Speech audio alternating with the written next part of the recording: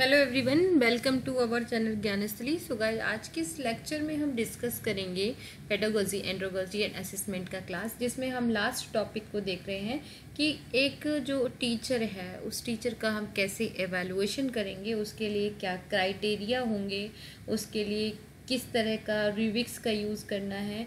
सो कुल मिला के यहाँ पे अध्यापक की प्रभावशीलता, उसके लिए हम मानदंड, उत्पाद, प्रक्रिया, पूर्व ज्ञान, इसके साथ साथ हम रिविक्स को भी देखेंगे। सो आज का जो क्लास है गाइस, वो पूरी तरह से रिलेटेड रहेगा आपका अध्यापक मूल्यांकन से। ये यूनिट 7 का आपका लास्ट टॉपिक है। सो सबसे पहला शिक्षक का मूल्यांकन या अध्यापक मूल्यांकन। तो इसमें एक डेफिनेशन लिया है, प्रोफेसर हुमायूं कबीर ने लिखा है कि शिक्षा प्रणाली की कुशलता शिक्षकों की योग्यता पर निर्भर करती है। यानी कि कोई भी शिक्षक कितना कुशल है, उसके आधार पे ही जो पूरी की पूरी प्रणाली है शिक्षा की, वो चलती है। अच्छे शिक्षकों के अभाव में सर्वोत्तम शिक्षा प्रणाली की कल्पना नहीं की जा सकती। अच्छे शिक्षकों द्वारा शिक्षा पद्धति के दोषों को अधिकांशतः दूर किया जा सकता है। वस्तुतः यदि अच्छे शिक्षकों का चयन किया जाए और समय समय पर उनका मूल्यांकन किया जाए तो निश्चित रूप से हमारी शिक्षा व्यवस्था उन्नत बन सकती है। अब अध्यापक मूल्यांकन की हमें आवश्यकता क्यों पड़ती है? क्योंकि अध्यापकों को अपनी प्रगति की जानकारी कि वो कितना अच्छे से प्रोग्रेस कर रहे हैं, कितना उनका इम्प्रूवमेंट हो रहा है, प्लस शिक्षण की जितनी भी समस्याएं हैं उसके निदान और उसके उपचार के लिए ज़रूरत है, प्लस अनुदेशात्मक उद्देश्यों के सुधार एवं विकास के लिए इसकी ज़रूरत है, प्लस अध्यापकों के अच्छे प्रशिक्षण और उसकी सहायता के लिए ज़रूरत है, अध्यापक में गुणात्मक विकास हेतु अवसर प्रदान करने के लिए है, शिक्षण प्रक्रिया को मनोवैज्ञानिक एवं वैज्ञानिक बनाने के लिए है, प्लस अध्यापक को अनुदेशात्मक प्रतिक्रिया हेतु प्रतिपुष्टि यानी कि उनको हम फीडबैक भी प्रोवाइड कर सकें, इसके लिए, इन सारी चीज़ों के लिए हमें अध्यापक मूल्यांकन की आवश्यकता होती है। अब शिक्षक मूल्यांकन की विधियां क्या है, क्या मेथड्स हैं कि जिसके द्वारा हम एक टीचर का एवेलुएशन कर सकते हैं। ठीक है, तो सबसे पहले तो शिक्षार्थियों द्वारा शिक्षक को रेटिंग देना। ठीक है, अब जैसे मान लीजिए आपको मेरा मूल्यांकन करना है तो आपने सीधा क्या किया कि मुझे रेटिंग दे दिया। दूसरा ये है कि मैं अपने किसी साथी से, पीयर ग्रुप से पूछ लूँ, ठीक है, या मेरे साथ जो कलीग है उनसे पूछूँ, किसी संस्था द्वारा, मान लीजिए नेक है, ठीक है, या मान लीजिए कोई भी संस्था है जो रेटिंग देती है, रेटिंग एजेंसीज होती हैं, प्लस समुदाय द्वारा, कम्युनिटी कहे कि अरे बहुत अच्छा पढ़ा रहे हैं, अच्छा काम कर रही हैं आप समाज के लिए, पर्यवेक्षक जो कोई बाहर से आते हैं आपका एग्ज़ाम लेने, वो, या फिर किसी निरीक्षणकर्ता द्वारा जो भी निरीक्षण कर रहा है। तो ये इतनी सारी विधियां हैं। इसके साथ साथ सेल्फ यानी कि खुद से भी आप अपना मूल्यांकन शिक्षक कर सकते हैं। तो ये जो सारी विधियां हैं वो शिक्षक मूल्यांकन की विधियां हैं। ठीक है, अब जो टॉपिक है हमारा कि अध्यापक मूल्यांकन के मापदंड। तो अध्यापक जो कोई भी शिक्षण प्रक्रिया हो वहाँ पे गुणवत्ता बहुत इम्पोर्टेंट है, यानी कि आपकी जो क्वालिटी है टीचिंग की वो कैसी है। ठीक है, तो इस गुणवत्ता को, इसको पूरी करने के लिए हम कुछ क्राइटेरिया डिसाइड कर देते हैं। ठीक है, जैसे क्राइटेरिया मान लीजिए कि आप अगर खाना बनाते हैं तो खाने का क्राइटेरिया है कि नमक स्वादानुसार होना चाहिए, तीखा कम होना चाहिए, है ना, या मतलब जो भी कुछ लोग ज़्यादा पसंद है, ये इतना इसमें ऑयल रहेगा, इतने इसमें मसाले रहेंगे। तो क्या पहले से एक डिसाइड रहता है क्राइटेरिया। इसी की तरह से कि जब अध्यापन का मूल्यांकन करेंगे तो किस क्राइटेरिया, किन मानदंडों के आधार पे हम करेंगे, तो यहाँ पे उत्पादन यानी प्रोडक्ट मानदंड या परिणात्मक मानदंड के आधार पे। सो इस मानदंड के अनुसार शिक्षकों को उनकी प्रभावशीलता के संदर्भ में मूल्यांकन, शिक्षकों द्वारा विद्यार्थियों के लिए जो कुछ भी किया जाता है उससे क्या परिणाम प्राप्त हो रहे हैं। यानी कि हम बेसिकली किस पे फोकस कर रहे हैं, प्रोडक्ट पे, कि अगर आप मेरा इस तरह से मूल्यांकन कर रहे हैं कि मैंने क्या प्रोडक्ट दिया, तो आप ये देखेंगे कि सीधा सीधा मेरे यहाँ के बच्चों के नेट का एग्ज़ाम में कितने बच्चे सक्सेस हुए हैं, तो जो परिणाम आया है उसके आधार पे, प्रोडक्ट या परिणाम जो है उसके आधार पे आप मेरा मूल्यांकन कर देंगे। यानी कि किसी भी छात्र, शिक्षक के लिए जो मेरे छात्र हैं उनकी जो उपलब्धि है वो ही सबसे ज़्यादा इम्पोर्टेंट है। तो इसके आधार पर आप बच्चों का क्या अचीवमेंट है उसके आधार पर आप शिक्षक का मूल्यांकन करते हैं।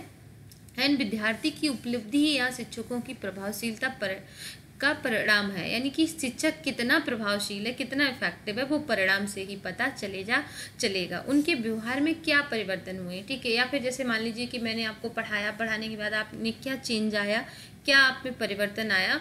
तो इस तरह की को भी हम प्रोडक्ट या उत्पादन का मानदंड या परिणात्मक मानदंड कह सकते हैं। दूसरा होता है उत्पाद, जो उत्पाद आपका मानदंड है, ये जिसको प्रोडक्ट बोलते हैं। तो यहाँ पे उत्पाद मानदंड में क्या आता है कि शिक्षण अधिगम उद्देश्यों की प्राप्ति शिक्षक द्वारा किस सीमा तक संपन्न हुई है। ठीक है, हम पहले उद्देश्य बनाते हैं, जैसे मैं कहती हूँ मेरा उद्देश्य है 100% बच्चे सफल हो जाएं, तो अधिगम के उद्देश्यों की प्राप्ति कहाँ तक हुई है, 100 स्टूडेंट 100% कितने परसेंट बाद में सफल होते हैं। तो इस आधार पे जब हम उत्पाद यानी कि क्या प्रोडक्ट निकल के आ जाता है। उदाहरण के स्वरूप किसी संस्था में किसी एक शिक्षक द्वारा पढ़ाए गए विषयों में छात्र की उपलब्धि उच्च स्तर पे प्राप्त होती है, तो इसका तात्पर्य है कि उस संस्था का जो उत्पाद है या परिणाम है वो गुणवत्तापूर्ण पाया जा रहा है और प्रस्तुत परिणाम ही शिक्षक मूल्यांकन के मानदंड का आधार है। जैसे सुपर 30 बैच चलता है, तो उनका क्या है कि वो बस वही बच्चे लेते हैं, 30 बच्चे जिनको सेलेक्ट करते हैं और वो 100% बच्चे वहाँ पे क्या होते हैं, सेलेक्ट आते हैं। तो हम क्या कहें, उनकी जो क्वालिटी है वो बहुत अच्छी है। तो हमने किस आधार पे देखा कि वहाँ से उत्पाद क्या निकला। दूसरा है प्रोसेस यानी कि प्रक्रिया मानदंड, यानी कि आप जो टीचर है वो किस प्रोसेस पे पढ़ा रहा है।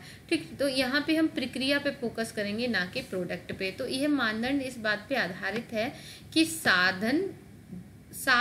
जो साध होता है कि हमारा जो परिणाम आया उससे ज़्यादा है कि हमने किस तरह से प्राप्त किया। जैसे आपको पैसे कमाने हैं तो पैसे आप अच्छे काम के द्वारा भी कमा सकते हैं और बुरे काम के द्वारा भी कमा सकते हैं।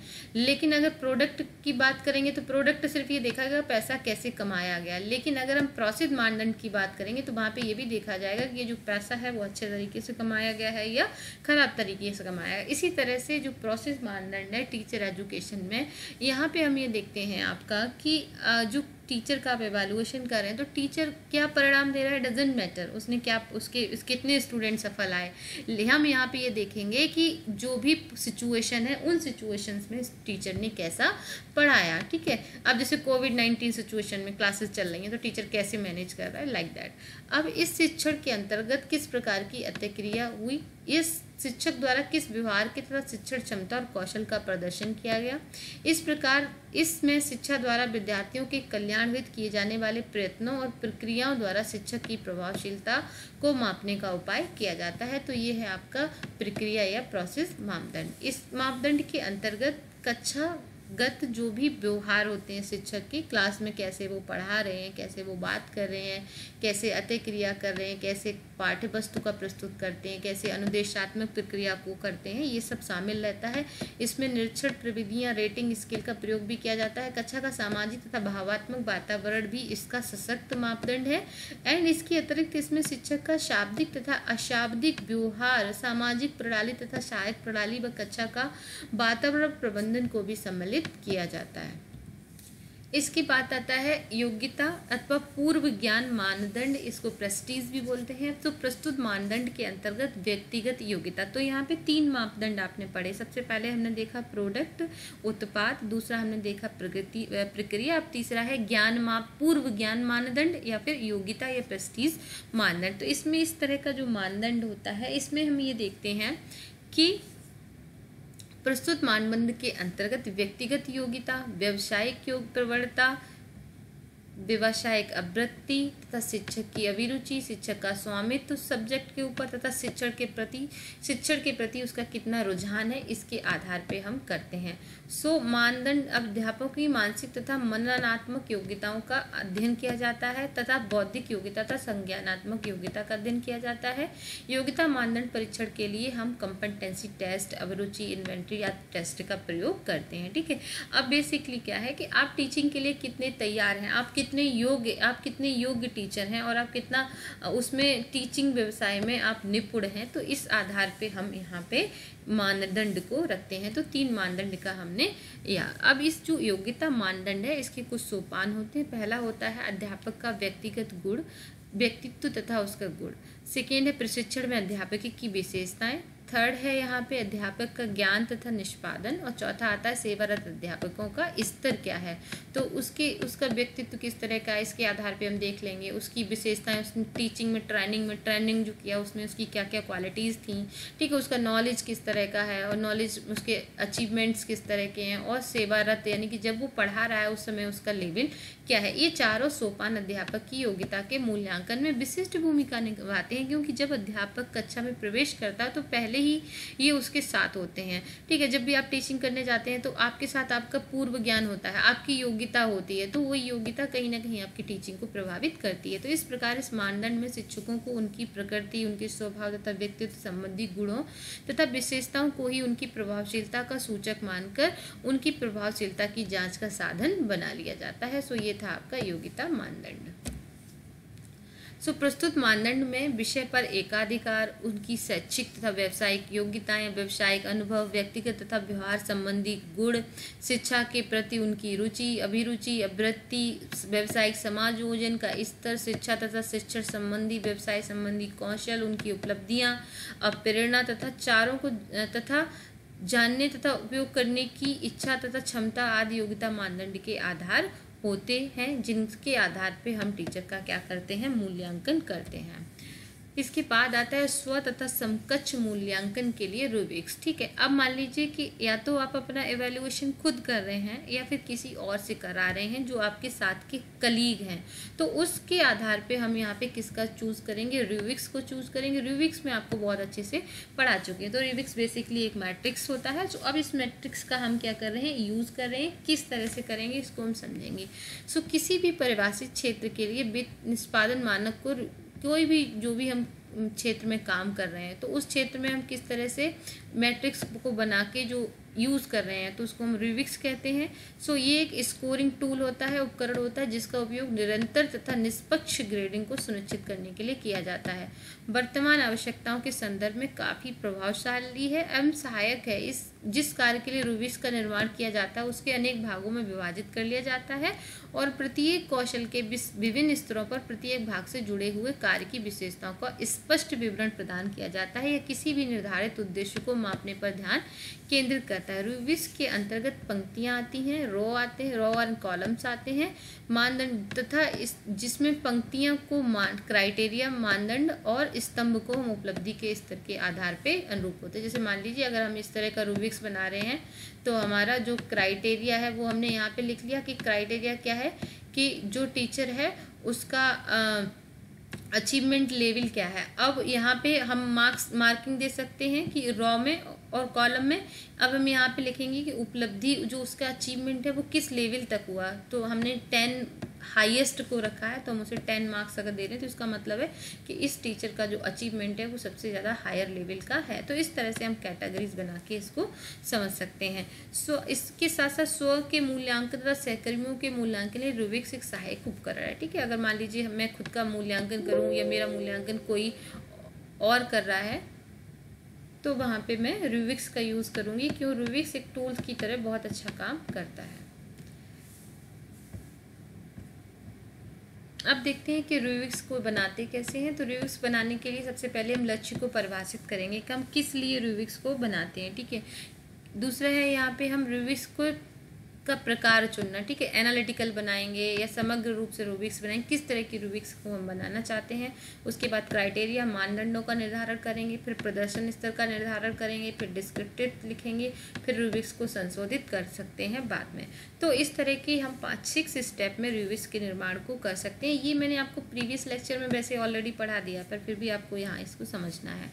अब एक शिक्षक का हम मूल्यांकन कर रहे हैं, उस मूल्यांकन को समझने के लिए हम यहाँ पे ये समझेंगे कि किस तरह से आप एक उदाहरण के लिए हम चीज़ों को समझेंगे। तो पहला हमने है कि एक टीचर है उसका आप इवैल्यूएशन कर रहे हैं। ठीक है, तो ये टेबल है जिसमें सबसे पहले हमने क्राइटेरिया डिसाइड किया। पहला क्राइटेरिया क्या है कि किसी भी टीचर का बॉडी लैंग्वेज कैसा है, आई कांटेक्ट कैसा है, उसका गति कैसा है, उसकी संतुलन कैसा है, उसकी वॉइस कैसी है। ठीक है, और इसके आधार पे हमने 4, 3, 2, 1 उसको क्या दे दिया, यहाँ पे असेसमेंट के लिए हमने उसको नंबर्स दे दिए। तो पहला क्या है कि अगर हम किसी को 4 नंबर देंगे तो इसका मतलब है कि शारीरिक भाषा सकारात्मक तथा छात्र पसंद कर रहे हैं। लेकिन अगर हम किसी को 1 नंबर देंगे तो इसका मतलब है कि शारीरिक भाषा में बच्चे कोई ध्यान नहीं दे रहे हैं। यानी कि अगर किसी का 1 नंबर है तो वो कम की तरफ है और 4 नंबर है तो वो हाईएस्ट है। इसी तरह से आई कांटेक्ट को देख लेंगे, स्पीड को देख लेंगे, वॉइस को देख लेंगे। अगर किसी का आपको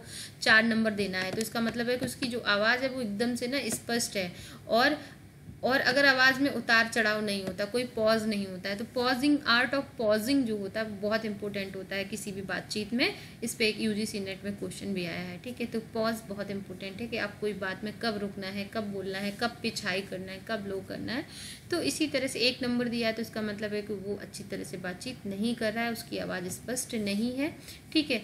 अब हमने इस तरह का एक पीयर असेसमेंट के लिए, तो आप के कलीग को आपने ये दे दिया टेबल, अब उसमें वो एक मैट्रिक्स में लिख लेगा कि कितनी बार 4 नंबर मिला, कितनी बार 3, कितनी बार 2, कितनी बार 1, उन सबको ऐड करके हम इसमें टोटल मार्क्स निकाल के बता सकते हैं कि जो एक एवेलुएशन है वो किस तरह का एवेलुएशन है। तो आप इसको पीयर असेसमेंट के रूप में यूज़ कर सकते हैं। अब देखते हैं सेल्फ असेसमेंट, यानी कि अब आपको खुद से असेसमेंट करना है अपना, तो आप कैसे करोगे अगर आप टीचर हैं।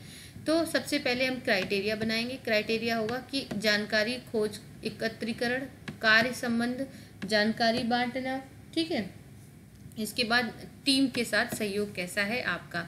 अब वेरी गुड, गुड और डेवलपिंग, इन 3 कैटेगरी को बना लिया, ठीक है। अगर मैं खोज और जानकारी में के लिए मैं क्या लिखूंगी, मेरे पास बहुत अच्छी सारी किताबें हैं और मैंने बहुत सारी जानकारियाँ एकत्र कर ली हैं, तो आप अगर आपने ऐसा किया तो आपने वेरी गुड देंगे। अगर आपने ऐसा नहीं किया है तो आप क्या करेंगे कि आपको इसमें पढ़ने की और ज़रूरत है। जैसे मान लीजिए अगर आपसे कहा जाए कि आप अपना टाइम टेबल बना लीजिए, तो अगर अपना टाइम टेबल बनाते हैं, उस टाइम टेबल को आप फॉलो कर रहे हैं या नहीं कर रहे हैं, तो उसको आप असेसमेंट कर रहे हैं, उसका मूल्यांकन कर रहे हैं।